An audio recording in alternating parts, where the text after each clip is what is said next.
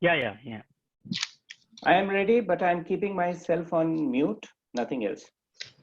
इधर था ब्रॉडकास्ट आपने क्या किया कर दिया So we are now on broadcast. We will start exactly in 3 more minutes from now.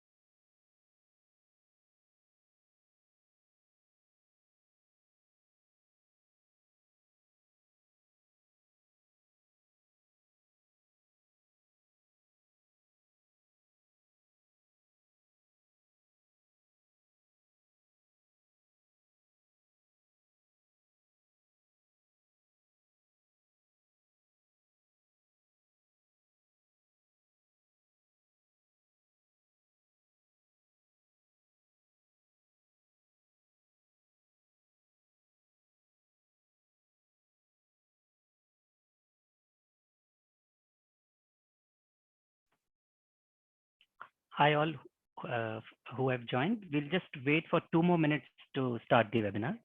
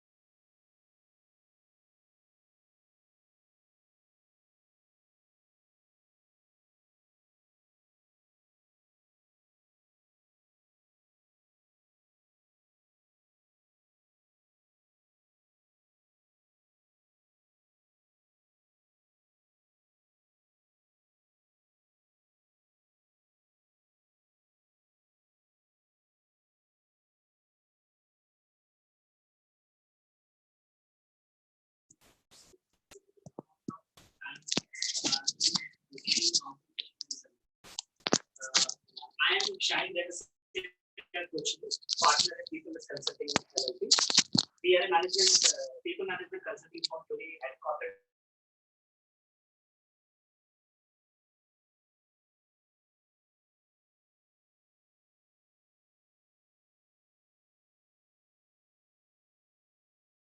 Hello, am I audible, Girish and Amit? Yes, yes. Yes, you are. Good afternoon, everyone, and welcome to the webinar on managing employee cost during the COVID-19 crisis. Usually this time of the year, most companies compute employee cost, design their variable pay, and are planning to disburse incentives for their employees. This year is different. We are in a warlike situation, and the only difference this year is that this war is different. The timeline and outcome of the combat is unknown to us. In such a situation, it is imperative for business leaders, entrepreneurs, and HR heads to look at innovative ways to overcome the crisis. Through this webinar, we plan to share insights to you on what businesses can do to sustain their employee costs using innovative methods. I take pleasure in introducing to you our panelists, Mr. Girish Trivedi and Mr. Amit Chaudhary. Mr. Girish Trivedi, some of you who are on the attendees who are attending the seminar would know Girish. Girish is the ex-managing director of Thermax, Babcock and Wilcox. He, over the last 10 years after his post his retirement, Girish has been very active in the corporate, and he has been working around in turnarounds and business transformations. Girish is also advisor and mentor to a lot of SME sector businesses. Amit is the HR head of Thermax Babcock Wilcox Energy Solutions Private Limited. He comes with 20+ years of experience in various facets of HR and has also worked extensively in designing compensation and benefits. Amit is also on various committees of compensation clubs. My name is Shine Devasya Kochubit. I am a partner at PeopleWiz Consulting LLP. PeopleWiz is a management consulting firm duly headquartered in India and Singapore. Our firm has been involved in organization design and HR processes consulting over the past decade. The aim for today would be to provide you with business advice and practical solutions on managing the employee cost through a curated set of being posted to the panel. Since there is no ground, social rules I'll set before we dive deep into the questions. This is in a webinar mode, so all attendees are muted. Please use the question and answer section to submit your questions. Your question will be visible only to you and the host. Panelists will speak for 45 minutes on the topic, followed by Q&A. Please keep adding your questions during the session. The host will ask the questions on your behalf at the end of 45 minutes. I'm the host, just for information. The session is being recorded and the recording will be sent to attendees. In case of any internet interruptions, we have planned backups. So please kindly bear with us and be patient. Right. So all of us are now, sorry, just a minute, there's an interruption. What is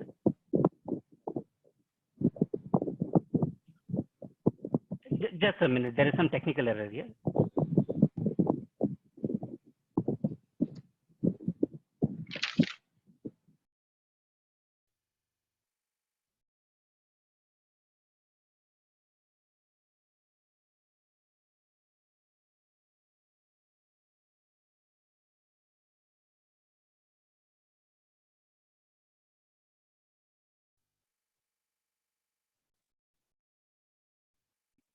Sorry, there was a technical glitch.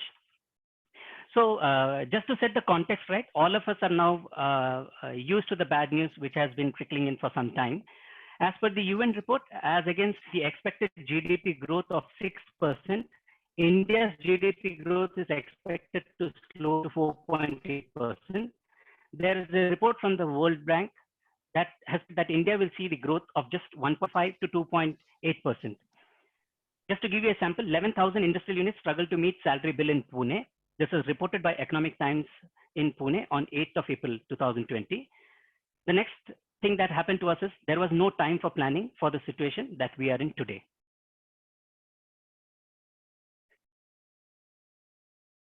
Paul Samuelson, an American economist, has famously said, what we know about the global financial crisis is that we don't know very much. Girish, a question to you. In the current crisis, most of the businesses are passing through a turmoil. How do you think the engineering manufacturing sector will be impacted by this crisis? How long should they be prepared to fight this crisis? Please, can you share your views? Shine, your first question is, how do you think the sector will be impacted, right? That's right, yes. Yeah, I think this is really dependent on the industry that each one of you are and the sector that you serve. And if it's certain sectors which are not much classified, much not impacted, one could call it sectors that are mildly impacted, severely impacted, or even catastrophic. And of course, on the top is sectors that may have growth. For example, e-commerce. If you are connected to e-commerce, then you are in for a good time. And if you are connected to, say, tourism, you are in for a catastrophic time. Also, besides that, many of us in this crowd and in Pune would be serving the industry sector at different levels. One could be a primary OEM supplier, say automobile manufacturer, or a pump or motor manufacturer. Some could be component suppliers to it, like many of you supply components to auto. And some others could be tertiary, such as a packing material or basic raw material, etc. So the ripple effect of impact would be felt in that progressive way to the tertiary fellow. I think we will have to wait and see, but you have to start mapping on some basis to see how will you be affected. I believe most of us in the Pune area would have automobile and capital goods related, which are going to be badly affected. Another question you asked, Shine, was that how do we plan, right? Planning, we should have done right away. I am only emphasizing on cash flow planning, cash in and cash out. I would say we have to do it every week, beginning Monday, and keep rolling it till we maybe whole year, not any quarter necessarily. Also, when you do the cash in and cash out, do a scenario of the best scenario, the worst scenario, and the most likely scenario. Because in uncertain times like this, nobody has the right answer. I think Amit want to add something Okay. or Shine? Do you have any perspective to share from a people management point of view? So Shine, before me sharing about the from the HR perspective, let me just add to what Girish said. So, as Girish mentioned, cash is going to be the most important thing. So, we need to look at ways and means by which we can get more cash. So, for example, if I have an order which I have to deliver, and if we say that yes, if you order for say for the delivery to take place, if the delivery happens within a certain time, then we can give some additional 2% discount. But the only criteria is that it should be paid in as soon as the material is shipped. Now, these kinds of some innovative measures will have to be taken to ensure that yes, how do we get more cash in the system? Because cash is going to be the king. Okay, now coming to Shine, your question about from a people perspective. Now, this is a moment of, I'll say a little more anxious moment. It is anxious for the employees because they don't know whether their job will be there, whether they are going to get next month's salary. It is also going to be anxious for the employers because they don't know whether the orders which they have received, whether those orders will still remain or will get cancelled. Or will say, for example, someone who has provided the order will ask for additional discounts. So it's a moment of an anxious moment, both from an employee and employer's perspective.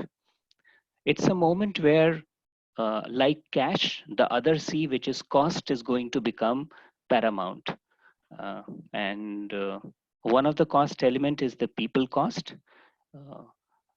And the other elements of fixed cost will also become paramount. The third part, which from a people perspective, if I look at it, employees' morale in general is down at this point of time. Why down? Because there is no trickle of any good news. The only news that is coming is bad news. And the news that is coming somewhere, filtering somewhere, is that it may continue for 2 months, it may continue for 1 month. What will happen about employment? Some companies have already started it. Now, all this is somewhere impacting the general morale of employees. So this is what is the current state, if you ask me. And the biggest challenge, so these three are going to be the biggest challenge. How do I deal with the anxiety of employees? How do I deal with people cost? And how do I keep up the morale of the employee? So these three are going to be the key aspects as per my understanding. Thanks, Amit. Thanks, Girish. Just to summarize some key points for this question. The key impact that I understood from both of you, and also some points that I would like to add are, I'll just share a slide with you. This is the heat map. Okay, things are still unfolding and there is a lot of uncertainty around which businesses will take the highest hit. I think both Amit and Girish spoke about it. This is a depiction of the sector-wise impact on businesses as on date analyzed by Moody's. In the engineering sector, auto, capital goods, infrastructure are worst affected. The impact will vary. If you look at it, the only potential positive impact that any business has at this point in time is the internet services companies, retail, online, gold mining.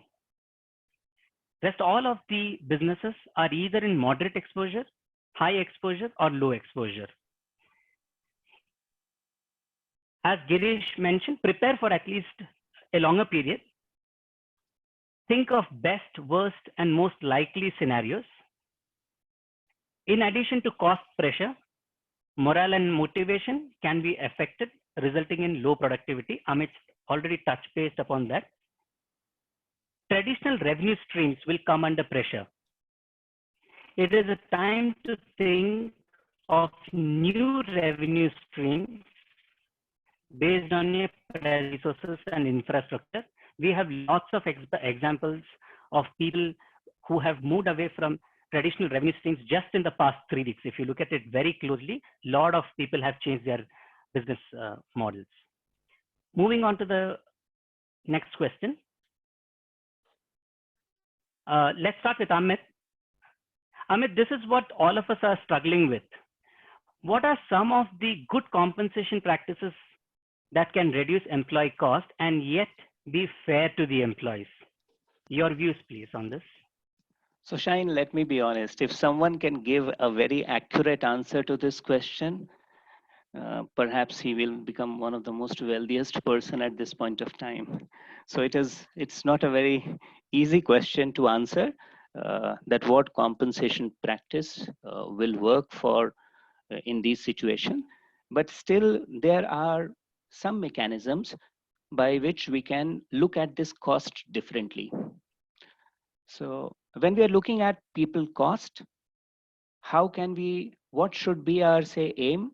Our aim should be, in my view, differ rather than deprive. What do I mean by differ rather than deprive? And why differ rather than deprive? The whole idea is that this situation that we are in, it is an unprecedented situation. And this unprecedented situation demands a certain amount of compassion for a human being. While we all understand that we need to demonstrate this compassion but there are hard and brutal realities of business as well. So some practices which usually help in these situations could be as follows. The first is we can take a graded cut. What is meant by a graded cut? Graded cut means depending upon the hierarchy and depending upon the level of the person, as well as also depending upon to what percentage you really want to clamp down your employee cost, the cuts can be decided. Topmost being the highest percentage, and the bottommost is where we need to be a little more benevolent. We need to protect the bottommost rung. So this is one way by which we can handle it.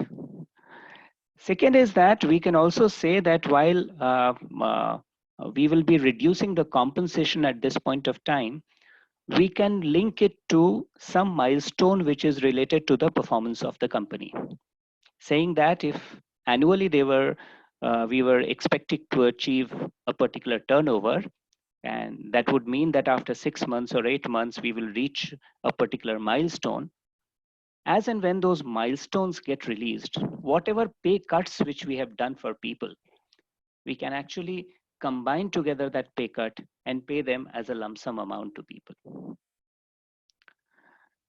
The third approach which we can also think is that, but which requires for a little more time, is that involving people themselves in arriving at mechanisms to reduce cost, especially the employee cost. Making a representative group from, say, for example, bottom to top, or maybe bottom to middle management, and asking them to identify ways and means by which cost can be reduced. So these are some mechanisms. Obviously, if the business is going to see the most troubled water, then many of the employers will also be tempted to ask certain people to leave. That purely would depend upon how the business is going to do and what are the options in front of the employer. Because we have to also keep in mind one aspect is that apart from all the costs which are fixed cost and people cost, there can also be a cost of capital, which means an interest cost. So we have to keep all these costs in mind and then only come up with an approach. But a graded cut approach is something which will make people feel fair. At the same time, it will help us to achieve the outcome. Shine, up to you. Thank you, Amit. Girish, what's your take on the, would you like to suggest some compensation practices from a business point of view? Yeah. As Amit has very well sort of deliberated that, and as he says, if somebody has an answer to this, that's a great thing. That doesn't have an answer. I tell you, I share with all of you, in my initial years, maybe with 1 or 2 years experience, with all rolling my sleeves, I went up to the HR manager, complaining about something I should have got, and he says, "Mr. Trivedi, please sit down here." So I thought maybe I'll get my thing. He says, "Look," he says, "every employee is either underpaid or overpaid, depending on which side of the table you are. So please go back to your work and close this thinking." Now this is worth remembering. So I think employee morale and all that is our job to manage as managers and CEOs, but there are no easy answers. And I think I agree with Amit that compassion is required, but not the paternalistic approach that many of us have grown with, especially if you have worked so hard and founded a decent little industry where you really swear by your effort. We have to ease out poor performer. How and in what sequence is left to you. Look at it in the other way. Poor performers have no place in your industry for growth. So please make them free and let them pursue elsewhere. It's not a judgment on the person's basic character or all that. It's just that he isn't fit for that kind of a job, and you don't have any other job which he is fit for. So please do that. I would personally say from my experience. And of course, the graded approach Amit said, I fully agree, would be the best thing to do. And people have started doing it already. Shine? Right. Thanks, Girish. Just to summarize again between what Girish and Amit has said, I'm putting a slide for the benefit of the audience. Some suggestions. I agree with Girish and Amit that there is no right answer at this point in time, and everything that is put down here is a list of innovative ideas, suggestions that various businesses, depending on what your operating model is, can exercise. And certain suggestions that we have mentioned over here will also need some consultation with your labor law consultants so that you don't fall into any kind of legal trouble. Right. So I'll just run very quickly on these 11 things that we are kind of recommending. Yeah. So the first one, as Girish rightly pointed out, ease out poor performers. A quote from Winston Churchill: "Never let a good crisis go to waste." As entrepreneurs, most of us would wait for a performance management system to fall in place, to evaluate it properly, identify people in the bell curve, and then ease out your poor performers and identify your high performers. But at this point in time, what is required right now for you is to identify them right away, right size the team, retain people who have shown good potential, have upskilled their knowledge and skills, have had a positive attitude towards the company and their work, and are committed to delivering high performance. In our experience, when I say our experience, in our collective experience of work that we have done, every organization will have around 5% of population performing far below their expectation. It's time to let them go. If you can handle the communication well, there should not be any negative impact on the employer brand, which most of us are worried about. The second and the third point that Amit just touched based upon goes hand in hand: defer rather than deprive, recovery, milestone-based payment. What here, the suggestion here is to pay reduced salary. As Amit pointed out, to defer salaries rather than to deprive. You can plan to pay based on recovery milestone. This means that for the next financial year, you can reduce the fixed pay, introduce a variable pay, and not reduce the CTC. You can decide, depending on how your business has picked up, review the business in the month of, let's say, half yearly or quarterly, and commit to pay the differential once the company is able to achieve its financial goals and have also collected the money from the market. Another thing that goes very hand in hand to this, you may again have to consult your labor law consultant, is most of the companies, we are mandated to encash the leave too. So while you are restructuring the compensation, you can also look at whether or not you can defer your leave encashment payments at this point in time. As I said, there will be some legal ramifications to be sorted out with your labor law consultant. Amit also spoke about graded cut. He's already explained it to you. What I would suggest here is ask for voluntary pay cuts. For this to work, employers will need to maintain transparency and gain trust of employees by coming clean. Show them the financials. This will instill confidence and commitment both ways. If possible, look at ESOPs as an option. What I mean by ESOPs as an option is that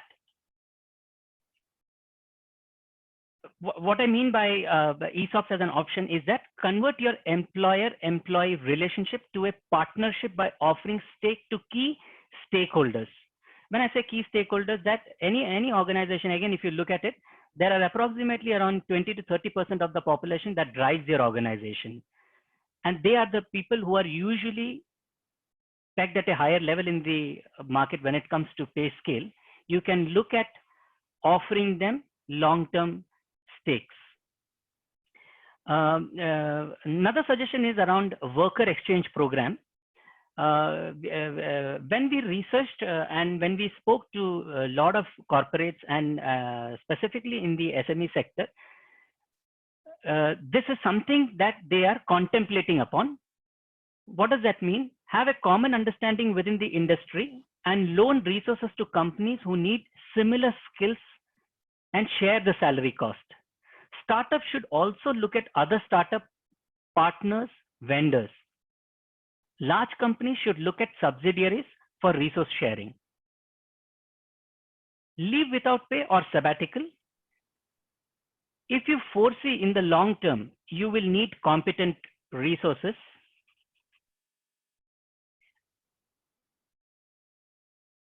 However, in the short term, you are unable to bear their salary cost. Then you may encourage a sabbatical, long-term leave without pay in consultation with the employee. You may also encourage employees to upgrade their skills, knowledge, and choose to reimburse 50% of their certification fee or whatever that percentage that your company can bear whenever you re-engage with them. The next suggestion is around evaluating every non-essential perk. What do I mean by that? Is that most of the corporates or even the small and medium sector, with an intention to ring fence talent and to retain talent, they had introduced a lot of perks, like there could be car schemes, there could be housing schemes, I can go on and on. These all can be temporarily suspended. With regard to the compensation structure itself, as mentioned before, you may seriously think of introducing a variable pay with a higher percentage of variable pay to the leadership and the top rung employees. There is another suggestion around renegotiating with benefit providers. The example is of an hospitalization premium. If you're offering an hospitalization scheme, this is a good time for you to renegotiate your contract with them and reduce the premium rates, irrespective of when the contract with the service provider is due. Focus on efficiency. Ask employees for suggestions on improving productivity, cutting expenses. This will also help in reviewing your manpower numbers and associated cost. Last but not the least, this is a very important aspect because employee cost in itself cannot be looked at in isolation. You need to marry it with the business.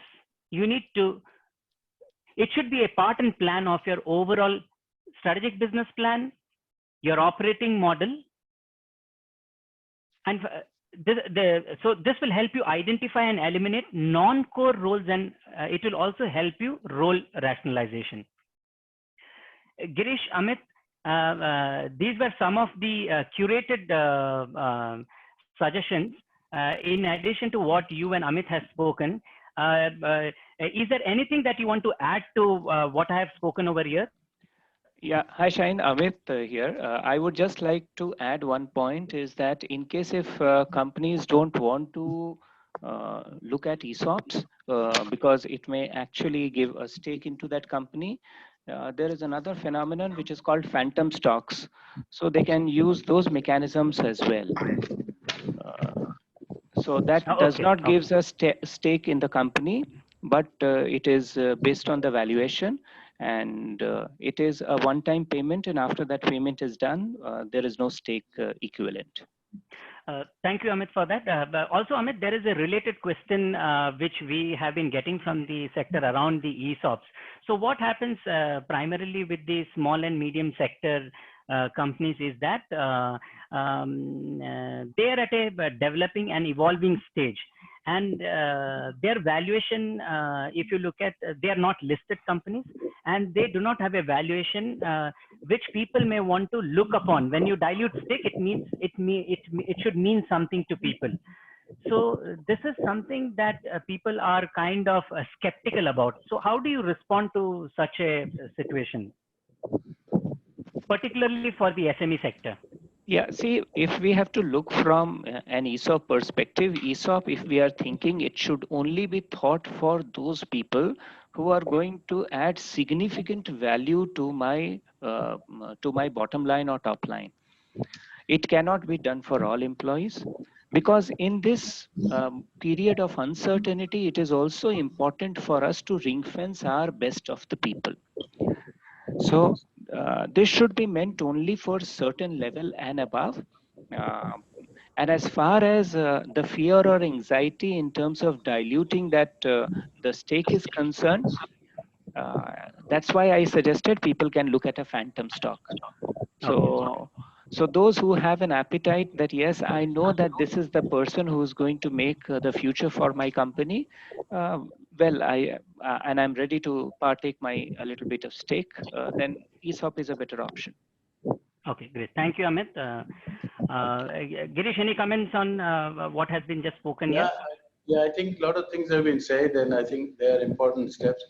About ESOP, I have some reservation in terms of ability for MSMEs to offer it, unless it has received funds beyond their own funds, plus they are maybe 3 to 5 years away from an IPO, then ESOP would make sense. Otherwise, at accounting value of the company, ESOP may not. In terms of other options of phantom stock, yes, much better than ESOP from my point of view.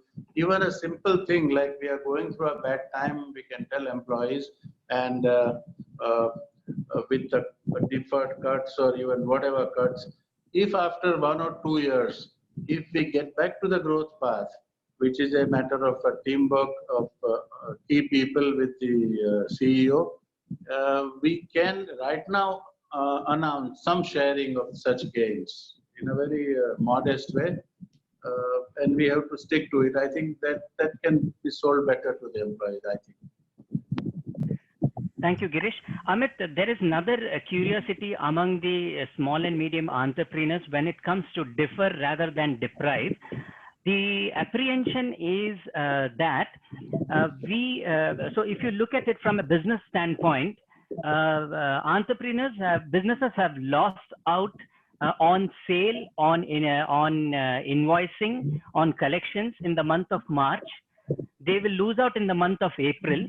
There is inventory line, working capital has piled up, the interests are piling on. So they have already kind of taken a hit on the profitability. So when we say differ rather than deprive, we are saying that don't reduce the CTC, you defer it and pay it at some point in time. So what happens to this overhead cost that the businesses have incurred and the profitability that they have already taken a hit? Would you have any thoughts to share as to or the rationale behind why would you say differ rather than deprive? Okay, why would I say defer rather than deprive? Because the entire business scenario has really plummeted in the last 45 days. And if you look at what is, say, for example, happening in Japan at this point of time, or even at Korea at this point of time, those businesses are rebounding back. Now, if I look at Korea, the things started in, say, for example, January beginning, but in about 2-3 months' time, by March end, they were almost out of it, and now they are springing back to action. So, hence, it is just from this corollary I said that yes, maybe I am not able to pay the salaries now. Maybe for this month also I would not have paid my salaries. Maybe I will pay about 20%, and and say that the remaining would be paid only if we reach a certain milestone. Now, why it is important to do this is from my perspective, because ultimately, if business starts improving, these people who are going to make things happen for you. Now, to these people, at least you have to make them believe that yes, my intent is to not deprive you of anything. My intent is to pay you. But for me to pay you, I should have the money to pay. Until the time I don't have the money to pay, I may not be in a position to pay. Okay. Sorry, Ed, before we just move on to the next question, there is also one more apprehension that people do share is that, see, one of the major challenges is basically ring fencing talent. And, talent is talented people or competent people are scarce in the industry, right? If you defer their salary, it is just a matter of time for them to look out for jobs when the market picks up. And they will keep that in mind. So how would you strike a balance between deferring the salary at the same time, protecting our interest as an employer and ensuring that, these people don't go out and join a competition. What's your take on, how do we manage this and how do we strike a balance here? See, the talent also understands the business in a much better way than others do. So it is important that we transparently tell to them what our current situation is, what is my cash situation, and maybe say, for example, we can make them a partner in getting into some activities. And when I say some activity, it means that making them responsible for a few things which will help to at least generate future cash or future money. Now, if those things happen, then it will help the company. See, Okay. where I am coming from, let me just give you an example. Say, for example, we have our chemical business.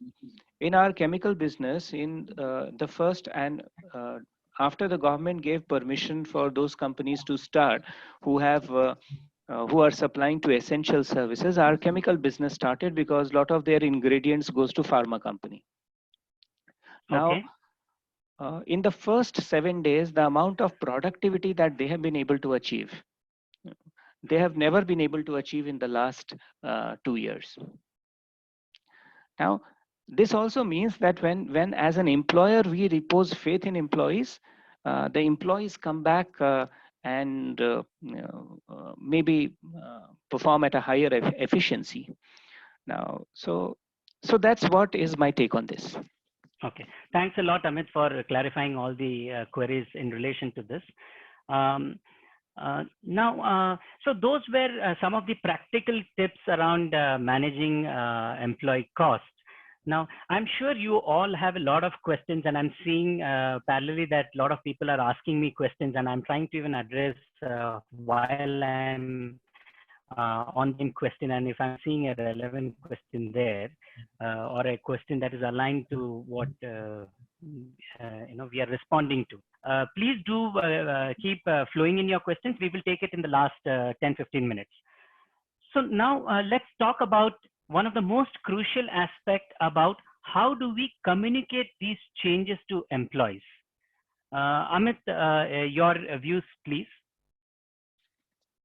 See, as far as communication to employee is concerned, but even before I get to the communication part to it, what I would also suggest is that when we are looking at the cost, employee cost is one part of the cost. There is an entire value chain in which there are costs are there and inefficiencies are also locked. Those can be in the supply chain, in the market reach, even in technology usage. So what I am also suggesting is that when we are doing this communication to employees, we should look at overall cost perspective. And we need to keep one perspective in mind, which is very, very important, that whenever there is a question of survival, which now currently is for many companies, that really brings together the team spirit and the ability to work together in a very, very different manner. So we must keep this perspective in mind that yes, this is one of the most unprecedented and difficult time. This kind of adversity, I don't think industry would have seen collectively across the world in this fashion in any time in the history before. So my suggestion is that when we are communicating to employees, we communicate with compassion. Communicate with compassion that you care for them, but at the same time, there has to be a care for enterprise as well. When we are communicating to employee, we should also communicate to employee that what is the current state of enterprise. What is the status with respect to my top line, my profit, my cash flows, where my money is locked, where are my bad debts, or is there money locked somewhere? Now, communication to employee needs to be done in a transparent manner with compassion, both from an employee and enterprise perspective. Now, this can't stop only to communicating. We have to also communicate about some compelling goals. So when I'm saying compelling goals means what? So we have to ask the employees that this is the time when all of us will have to rise to the occasion. Give them some slogan. So for example, you can give a slogan 5:1 or something like 5 ideas for process improvement and 1 big ideas to reduce cost or improve efficiency by 20%. Now, typically in MSME sector, if we look at it, we find that people are doing, have experience of doing multiple roles. Now, the benefit of people when they are doing multiple roles is that you can bring together them in teams and let them work in more collaborative manner. So, and when they're working in collaborative manner, ask them to look at each cost element, which includes the employee cost as themselves. Ask them to identify how can you really reduce the employee cost. If say, for example, I am making a profit of 5%, and by virtue of me not making any money in 1 month, my employee cost is going to be somewhere which is going to eat away this 5% profit, and I am going to get into loss, then I will not be able to pay my debts. I will not be able to pay to the employee. Now, if this has to happen, money has to come. So galvanizing the team to come up with ideas by which, and these programs can be monitored at an organization level. Whatever ideas people are coming with, those ideas need to be presented to, say, for example, the senior management team. The team should identify and agree on all those mechanisms which has been proposed, or drop some or modify some, and periodic review should be done so that you are able to get some sight by which more money can either come into the system or more money can be unlocked. And when we are doing all this, you can also have someone who comes from an external perspective to spur their thoughts. Just comes for 2 hours, does a discussion with them, make them to think differently. Now, what this will do is that your entire organization will be galvanized to looking at cost and also avenues for generating more money. Back it up with a lot of displays, visual displays, wherever you want to be in the workstation. And it can be simple handmade posters or something which the teams can themselves make. Back it up, put it in respective places, remind them that these are these goals which they have taken, and just let them work on that.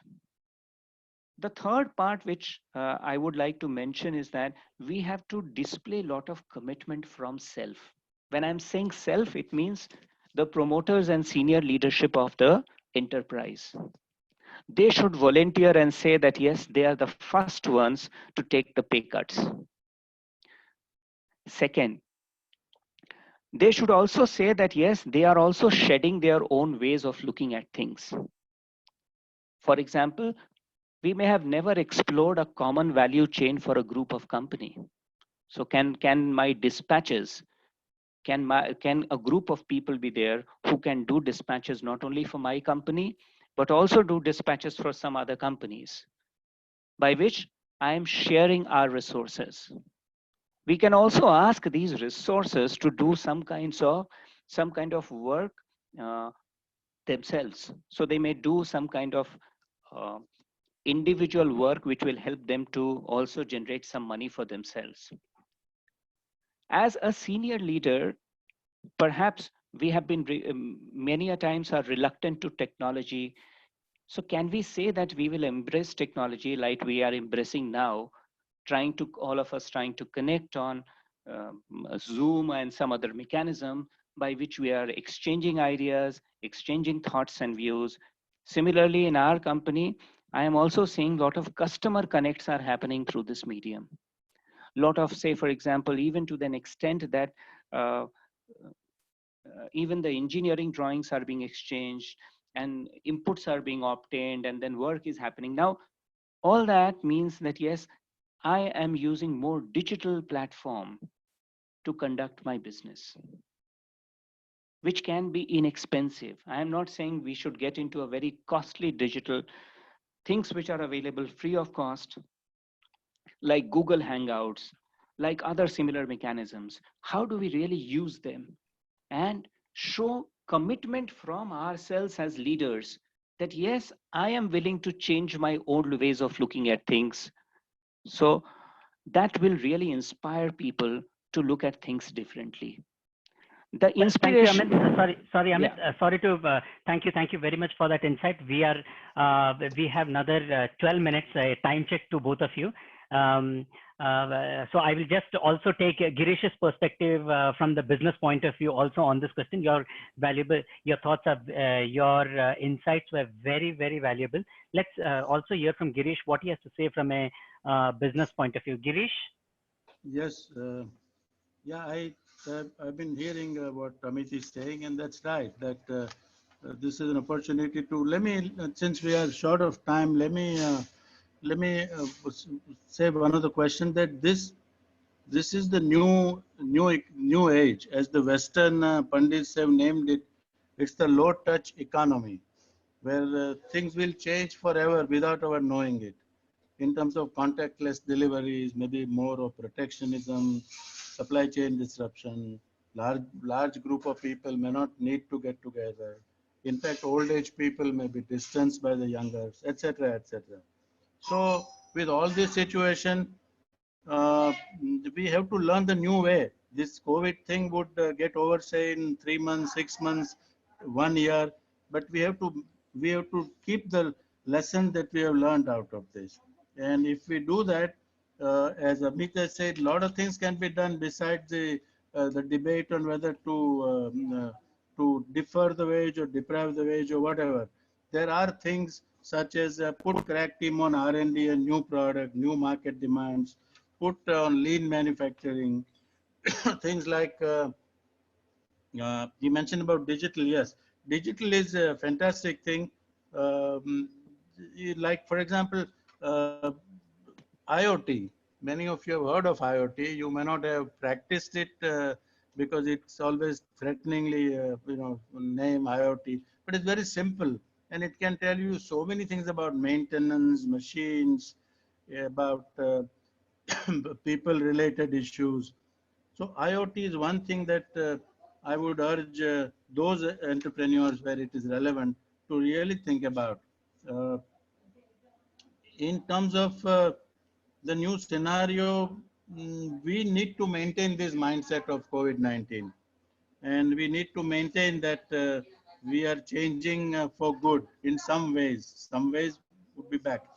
So I think by and large, I support a mindset change by the entrepreneurs, by the CEOs, which should be cascaded down every level right up to Chokidar, that we don't need the 5 Chokidars or 8 ones at so many gates. We put CCTV and one chap can look at it or whatever else. And I can assure you, if they don't lose their job and they could be reassigned, such changes would be very welcome. Thank you, Girish. Very quick summary of what has been said by Girish and Amit. To summarize, we need to remember that this is a very sensitive topic, And a sensitive topic like this should never be restricted to one person or a department dictating decisions. Try and push for collective understanding, at least with your key stakeholders. Those are your heads of the department, heads of function. Identify your opinion makers and always make sure that you are capturing their voice, suggestions, and ideas, and have a plan for cascading it very effectively. Yeah. So with this, I will move on to the next question.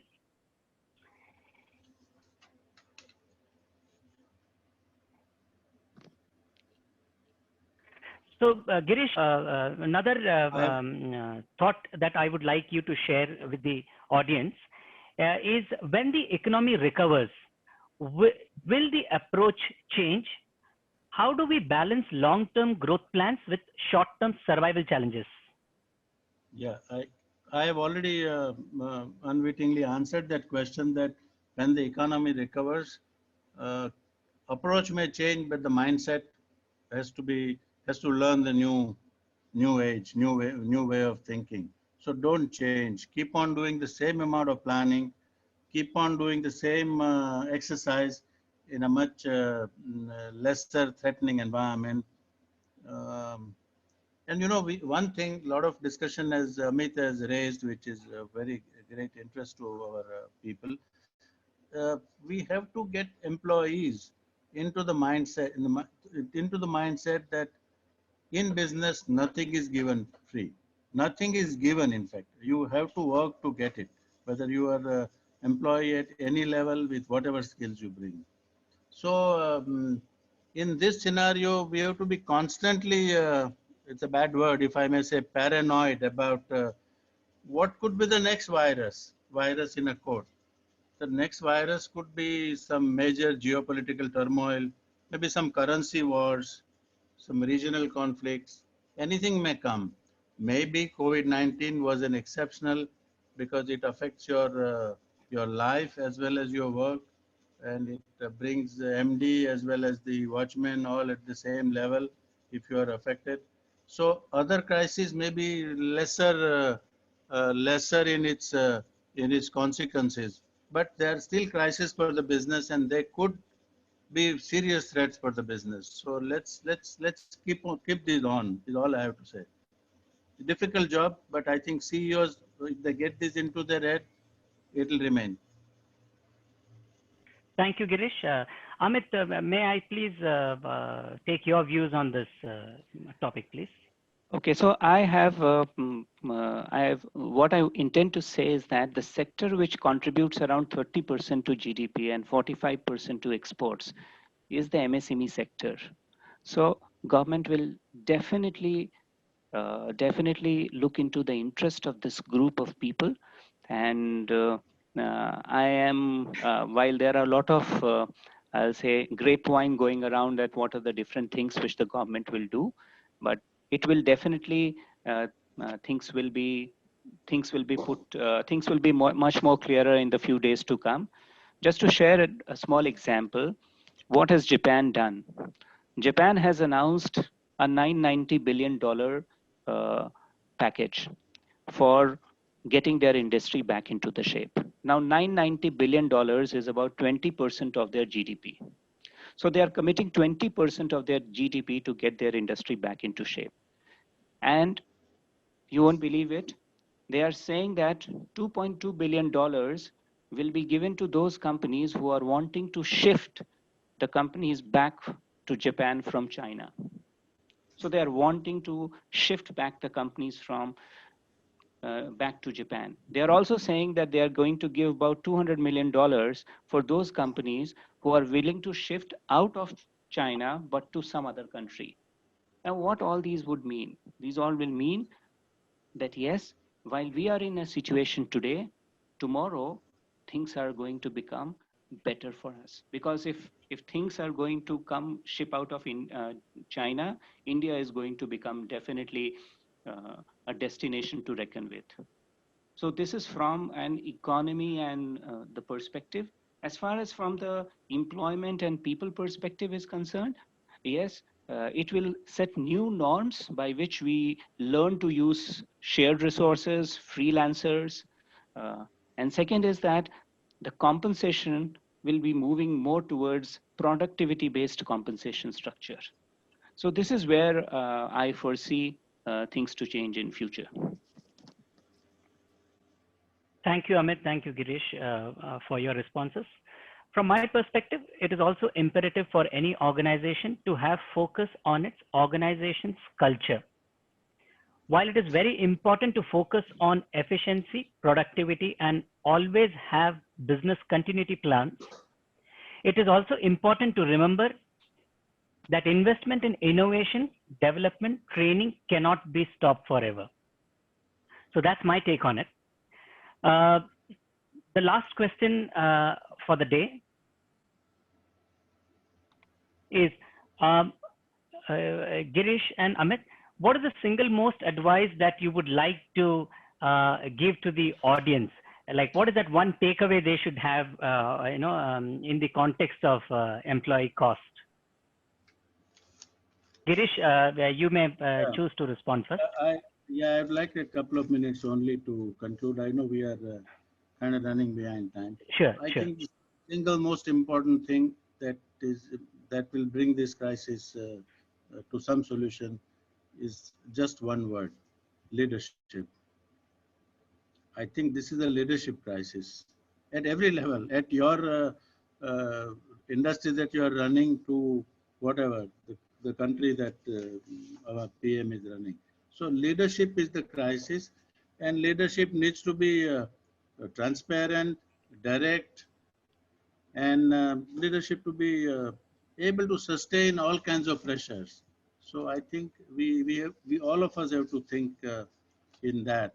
Besides leadership, the takeaway is that besides the labor cost, direct employee cost, indirect, all that, we need to think out of the box. Several ideas have already been mentioned in terms of how to utilize manpower, how to use capital assets, join hands with our industry for common services, etc. In short, this mindset will have to be kept alive, and hopefully when we come out of this, we would be able to get into a new thing. I just want to close my my sort of talk with a simple thing, this virus is a gift of Chinese to us, and all of these MSME fellows listening and those who are not listening would be cursing to them really for what has happened to us. But the word for crisis, I don't know Chinese. I've only heard from someone who knows, but some of you may know and can correct me. The word for crisis in China is made of two characters, as Chinese language always has very complex looking characters. The two characters, the first one, if taken separately, means danger. The second character, looked separately, means opportunity. But when you put together in Chinese language, it's crisis. So here is a lesson the old wise Chinese fellows have given it to us. So I think if we have lots of strengths within us, I have seen it throughout my career for several decades, changing strengths and weaknesses. And if we learn out of this crisis, we can really give a return gift to the Chinese by way of say 5, 7, 8 years. I don't even mind 10 years. If we resolve, all of us, we can be the manufacturer to the world. And it's the MSME in China, and if it is the MSME in India, they can be the new manufacturers to the world. That's really my desire close to my heart, Shaheen. Yeah, that's very interesting take, Girish. Amit, what's your advice for all of us?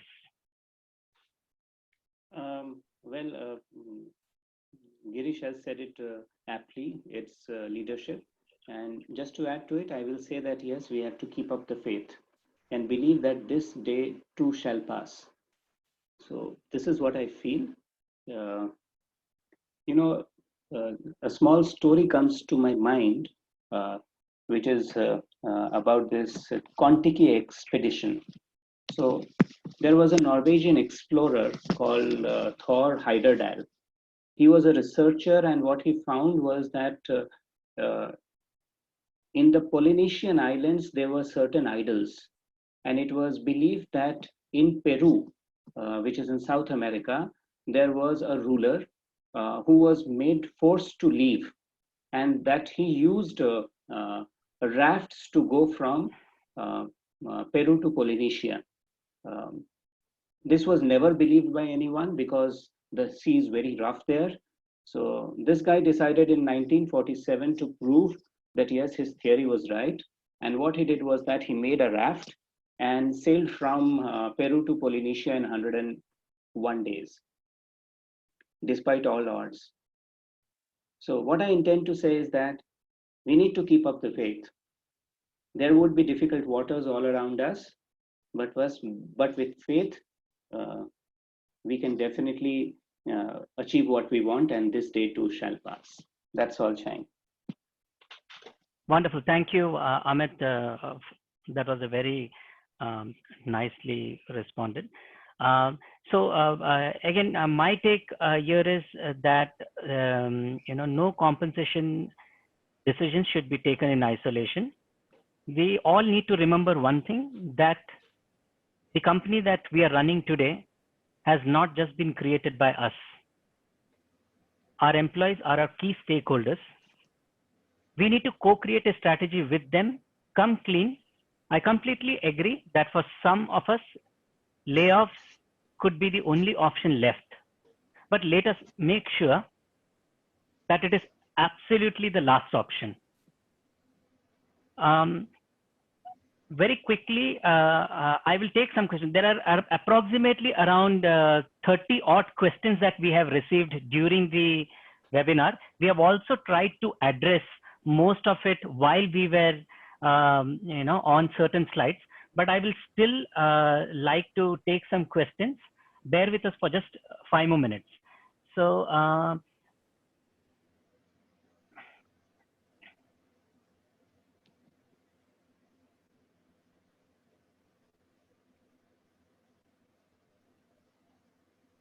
Amit, this one probably is for you.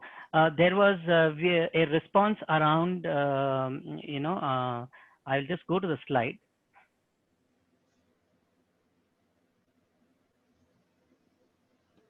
Graded cut. So there is a audience. Somebody has requested to share an example, of how we would have handled a graded cut. Broadly, if you can just throw some light on a graded cut. An example of a graded cut could be, say, for example, at a senior management level, you say that there'll be a 60% pay cut. And when you move to the middle management, you may say about 40%. And when you go down to the lowest level of people, you may say about 10% pay cut. So that's about the graded pay cut, what I mean. Thank you, Amit. There is another panelist, Girish, maybe you can respond to this. Besides the short-term impact for 1 to 2 quarters, what do you think will impact on the long-term basis, say 1 or 2 years? Don't you think some businesses from China will shift to India, and maybe Make in India kind of programs will be in real growth mode? What is your take on this?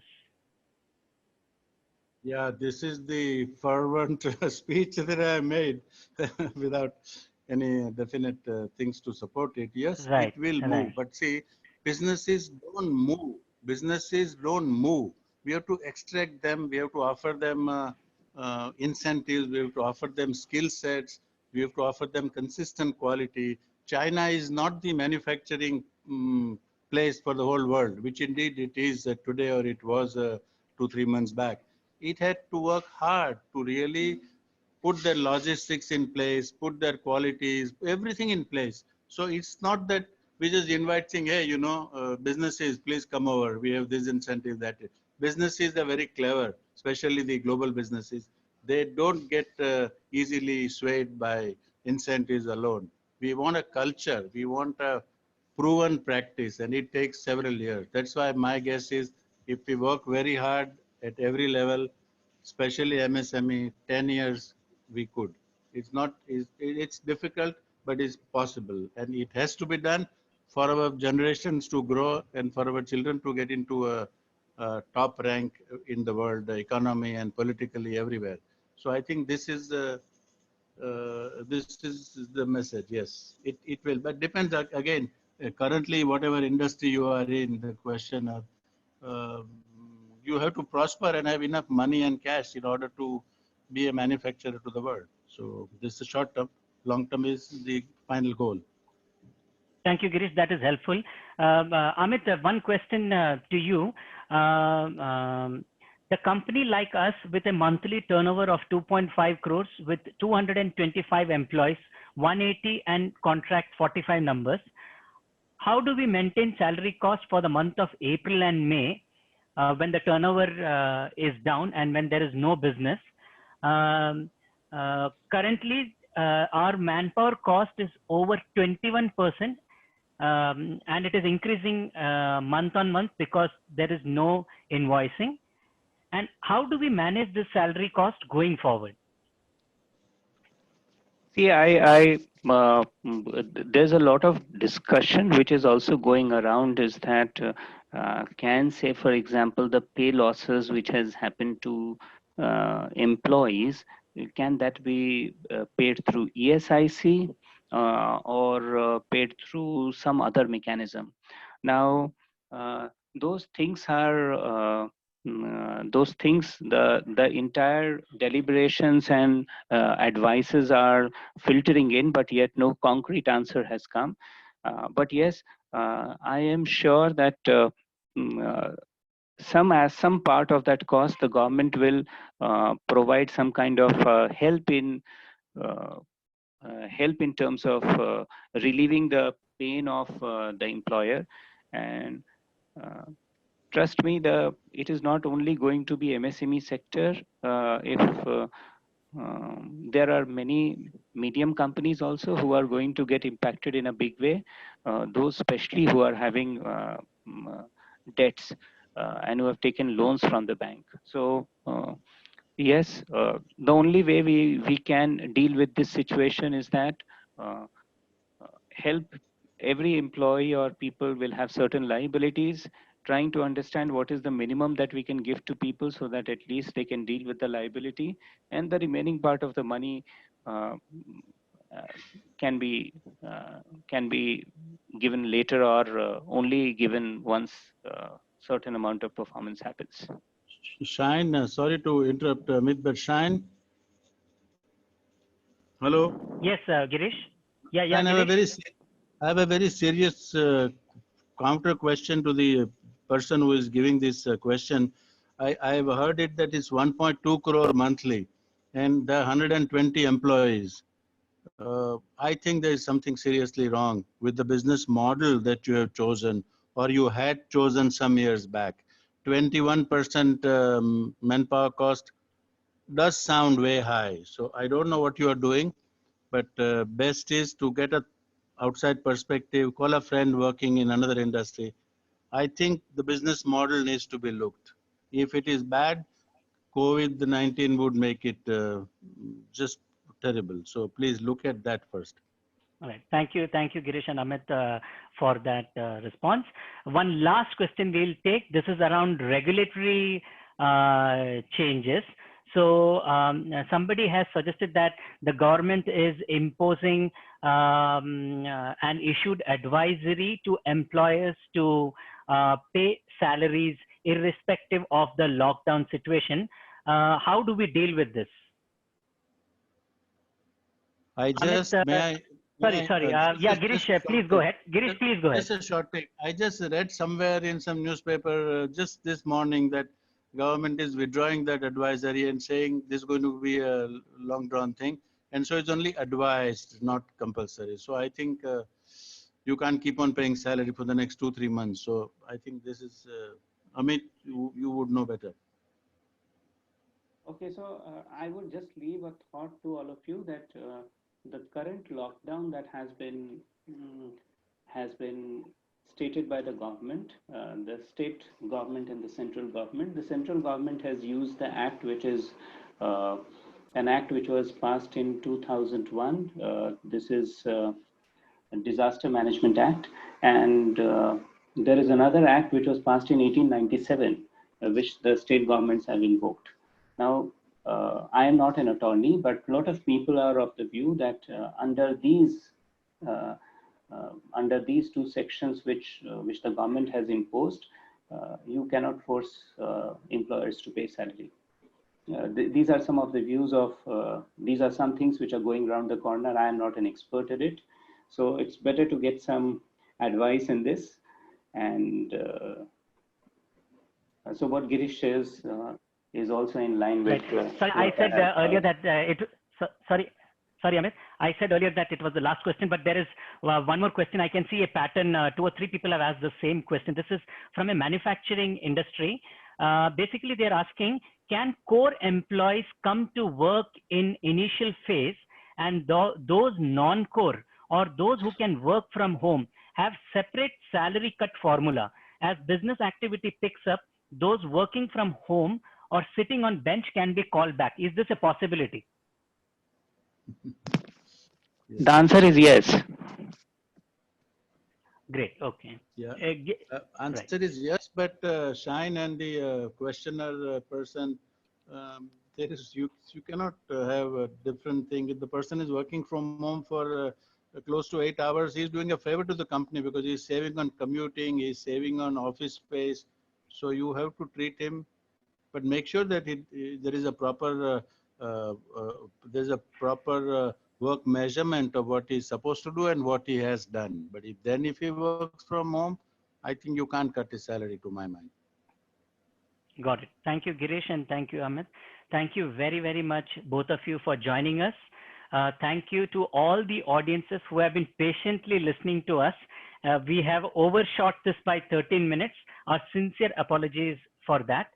You can send your feedback or any unanswered questions or comments to info@peoplewithconsulting.com. We will definitely review it, and we should get back to you with our responses. Thank you very much, everyone. Thank you, Amit, and thank you, Girish, once again for being a part of this panel. Yeah. Thanks, Shine. Thank you. Thanks to everyone. Thank you. Thank you. Thank you, everyone.